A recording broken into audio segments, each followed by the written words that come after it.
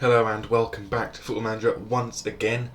We have now made it to the Red Bull Leipzig game. Hopefully we keep a clean sheet because this is the home tie and we don't want to get an away goal conceded against us. Unfortunately, Louis Berry is out for today's game.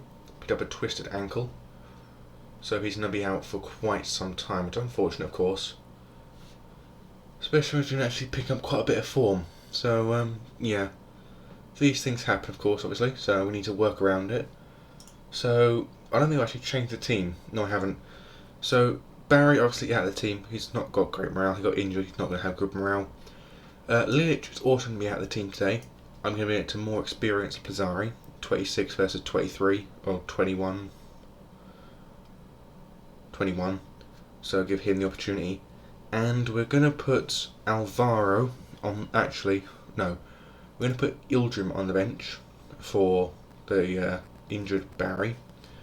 And if Matthias is tired or playing poorly, we'll bring on Tasic as the new striker for replacement. Nestor obviously can come off for Yildirim if need be. Jovanovski can come off for Tasic if Matthias is doing well. Or we could, in theory, go a 3 in the midfield and have Nestorov and Jovanovski both come off. Could happen, don't know. We'll have to see. And by that I mean have then Lopez go out on the wing and then have 2 and 3 and then 1 at the top. But anyway, this is the team we're going for today. Pizzari in goal, Kilvan, Yola, Eduardo and Gusto, same as last time. Thomas and Doyle, same as last time. Jovanovski, Lopez, Nestorov, same as last time. Mateus, same as last time.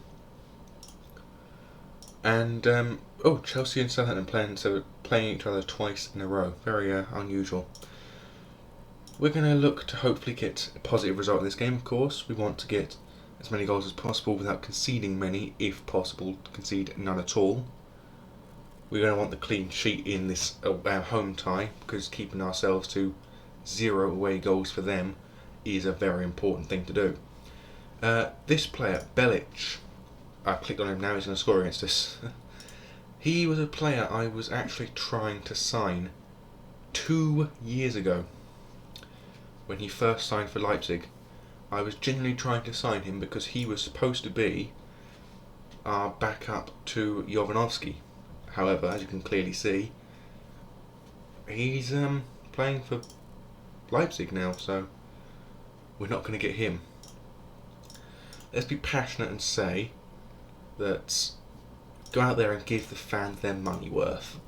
I mean, they're going to watch a Champions League game at the Den. I don't think any Millwall fan today or even yesteryear would have said, no, that's not worth my money.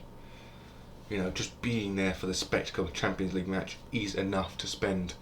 I think we got £33 is the average ticket price at Millwall these days, at least in the game, not about real life. And the season ticket holders are paying over £450, so not bad for a Premier League, Champions League side. And Jovanovski picks up his 8th goal of the season, just proving that he is the correct choice for right winger, given the certain situation, and allowing us the opportunity to go 1-0 ahead in just 15 minutes.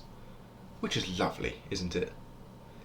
Nestorov is probably going to go below 65%. As soon as he hits that 65%, he is going to come off for Yildirim. That's just going to have to happen, unfortunately. And whilst I'm not happy about the situation, it does mean he gets a bit of a rest, which is going to be important for the rest of the season, as he is quite clearly the only match-fit left winger we're going to have for a little while at the very least.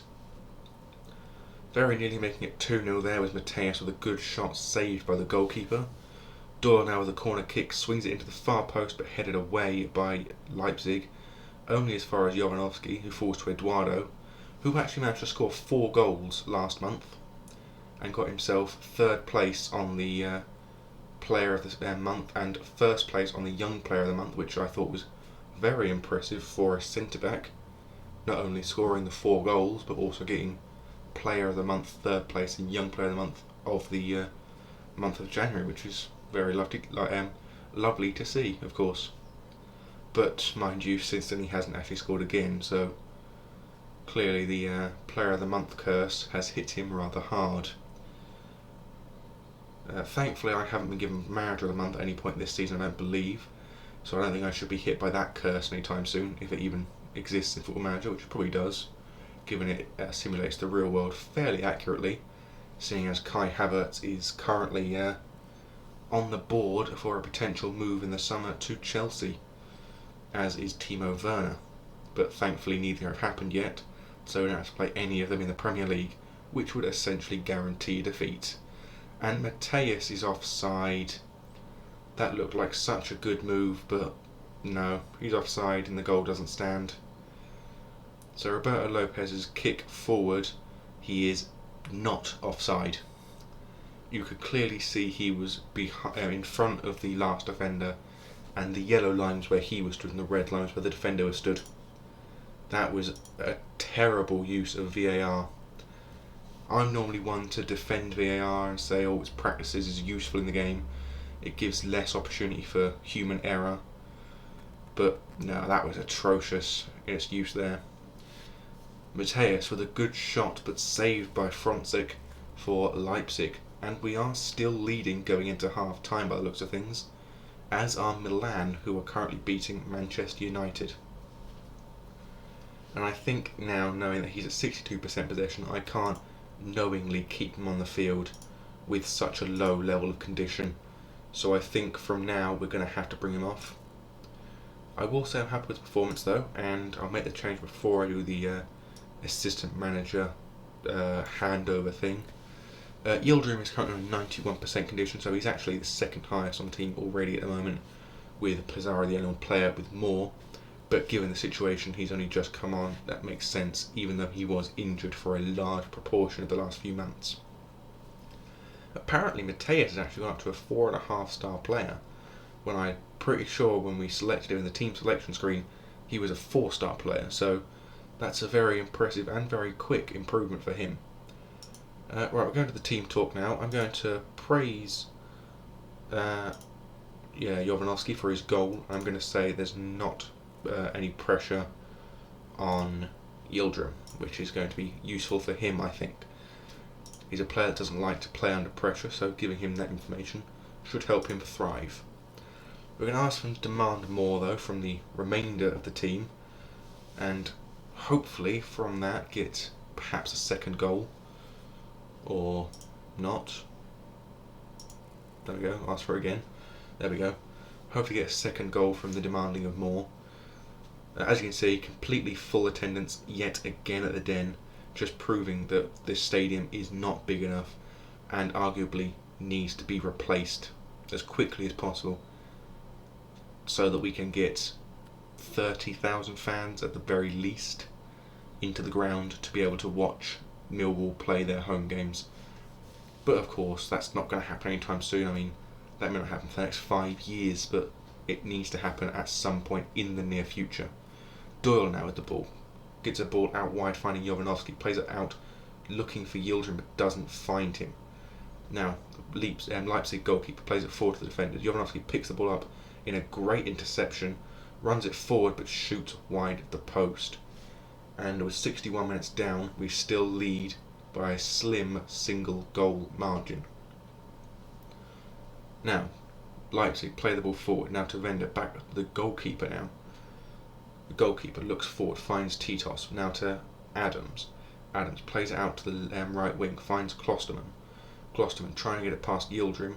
Doesn't get the run pass, but does get a pass through to Belic. Back to Klosterman, who now gets the edge of the Millwall box. Terrible defending from Mario Augusto, but thankfully the Leipzig shot is wide of the post. And clearly Leipzig are a very frustrated side today. 4 yellow cards, 9 fouls. They are clearly not happy with what's going on. Now, they run the ball out to the byline, plays it in the middle for Vander, out wide looking for Bozak. Out wide now finding Klosterman, who gets the shot blocked by Augusto, and then he kicks the ball forward.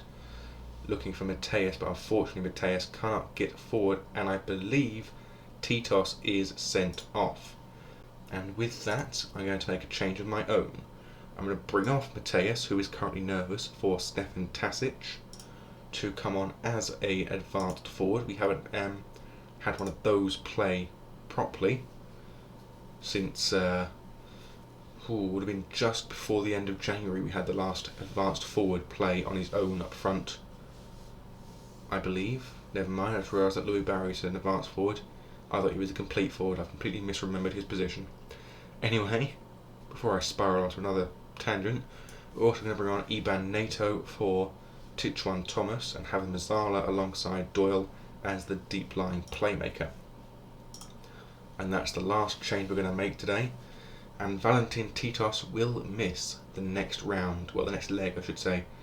And Eduardo with another goal to his name, 5 for the season, all coming after Christmas Day. And it's only February, I think, 22nd, I believe. But I think that's literally, I think all but one of his goals have come from his head, from these sorts of situations, these sorts of free kicks, corners, where he's got himself to the perfect position just to head it over the players, because he is just so tall. I mean, I think he's like 6'4", 6'5", something like that. So he's very tall as a defender, which he should be, of course, as a defender. He needs to be that sort of height to be able to get up for corners. Milan still 1-0 up against Manchester United, which is not good for them in the second leg. If Manchester United, in their home advantage, get a much needed win on their home soil. But by the looks of things, this match is going to end in a 2-0 win at the Den for Millwall, which is a very positive and very useful result going forward, knowing that we have actually got a lead as well as no away goals. Doyle now plays it to Augusto. Augusto gets the ball back to Doyle, who looks forward, finding Lopez now. Lopez plays the ball back to Augusto. Augusto plays in the middle for Doyle. Doyle back to Lopez. Over the top, finding Jovanovski, who gets a shot saved by Frontzik. And now with 92 minutes on the clock, Millwall have another corner kick. Doyle swings it away from the goal to the near post, looking for Jovanovski's head, but doesn't find him. Yulla back to Doyle, cross the ball in, but Tasic cannot get his head to it. And the ball is cleared forward by Leipzig. Augusto now with the ball forward, finding Cengiz Yildirim. Ball into the box for Jovanovski, who gets the shot well over the bar. And I think now that was the final attack either side would get on goal. And it does end 2-0. And I'm very pleased about that result.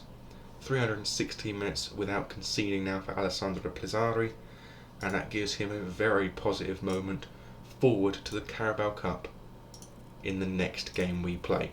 Of course, as I mentioned in the last video, you won't be seeing that, as your next game will be the, I believe, Leipzig game before we play someone else. My apologies, I'll quickly have a check on who that is.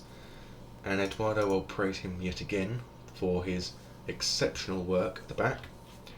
And we are playing Bournemouth, I believe, was the team I suggested. So Bournemouth and Leipzig are the next 2 fixtures you will see. So about a month from now. So until then, as I say every episode, I bid thee adieu. Goodbye.